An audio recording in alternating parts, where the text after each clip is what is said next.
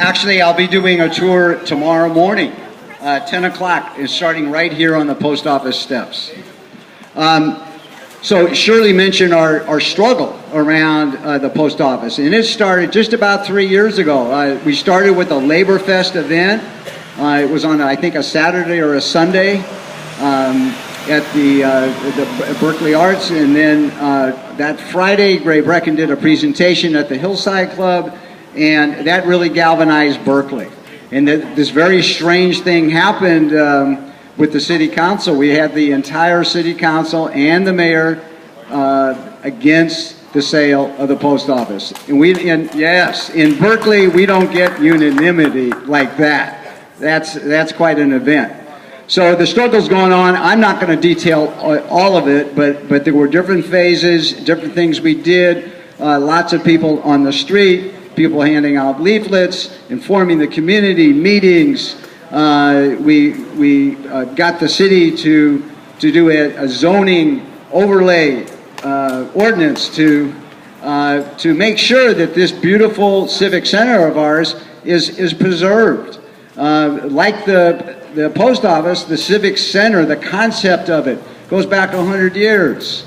It really wasn't completed until the New Deal, when the New Deal built what is now the Civic Center building, new buildings on Berkeley High, and actually built Civic Center Park. So very long history, very long struggle, and we have prevailed because the last thing we came to after we got really no response from the post office, despite all the dog and pony show of their community meetings and blah, blah, blah. They were just going through the motions. You know, they really were not inclined at all to listen to the community here in Berkeley or any community throughout the United States, because we've been in touch with communities, primarily in the Bronx, in La Jolla, in Ukiah, in Stamford, Connecticut, where our sister organization, the National Post Office Collaborative, actually filed a lawsuit. That wasn't successful. But finally, with a team of lawyers from the city, from the National Trust for Historic Preservation, and with Tony Rossman volunteering his time, we prevailed. Essentially what happened was that the post office, as usual, tried to skirt the issue, tried to claim that, oh yeah, we had a sale, but it fell through. Judge wasn't going to listen to that. And what happened was the judge did something quite unusual. He ordered the U.S. Postal Service to give notice, 42-day notice, if there was a pending sale or relocation, two different things. But then he did the unusual part, was that he is on this case for 5 years, until 2020. He's watching.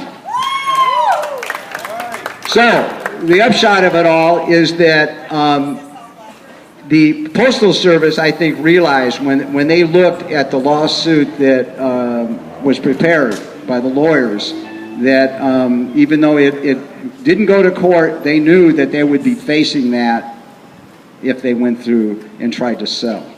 So we hope that we've got here a model that other communities throughout the U.S. can follow. It takes some perseverance to get there, but we prevailed. Any other city can prevail, because face it, these buildings belong to us. Besides the little fluke in the Postal Reorganization Act in 1970, the fluke of language, we paid for them. Our families have paid for them over generations. And this is a shining example of what our tax dollars did. And how can the post office try to strip that away from our community and sell it? So, you know, the post office goes back historically. And as you may know, we've actually had Benjamin Franklin appearing on these steps. Yeah, he, you know, was pretty upset.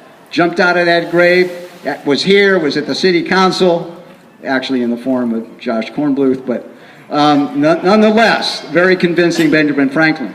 So Ben couldn't make it here today, but we've received a letter, and it's from Philadelphia, Pennsylvania, originating from Christ Church Burial Ground. And it's to the citizens of Berkeley. So let me share with you.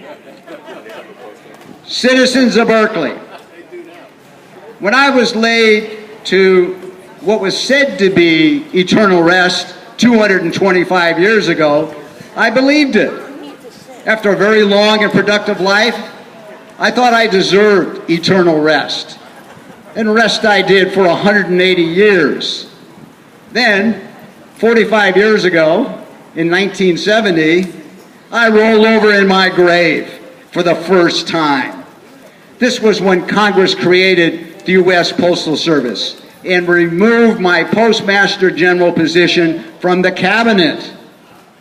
I thought this was so demeaning to my work, first as Postmaster of Philadelphia and then Postmaster of the Colonies. The efficiencies I introduced allowed the Colonial Post Office finally to be profitable and to provide faster service. I continued this work when the Continental Congress appointed me as the first Postmaster General.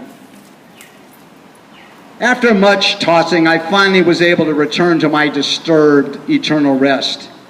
Then, a mere 36 years ago, that would be 2006, I saw Congress pass the ill-named Postal Accountability and Enhancement Act, which was a deliberate attempt to bankrupt the post office. I had to roll over again. Then, just 4 years ago, the USPS proposed selling the very post office in Philadelphia dedicated to me. I couldn't avoid turning over one more time. It is around, actually the post office is around the corner from my grave. Today, you celebrate the anniversary of your Berkeley Post Office and the anniversary of my appointment as the first Postmaster General. You also celebrate the removal of your beautiful, beloved post office from the greedy reach of the privatizers. I congratulate you, and I hope I can now return to my eternal rest. Signed, Benjamin Franklin.